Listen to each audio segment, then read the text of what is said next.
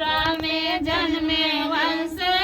पापी हो बड़ाई उत्पाती हो बड़ाई उत्पातिनी हो बहनी गोकुला में जन्मे भगवान मुकुट सिरा सोहै हो मुकुट सिरा सोहै हो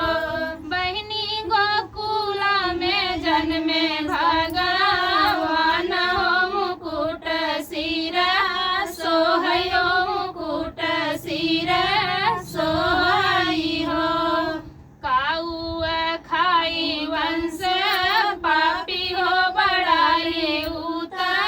पापी हो बड़ाई पापिनी हो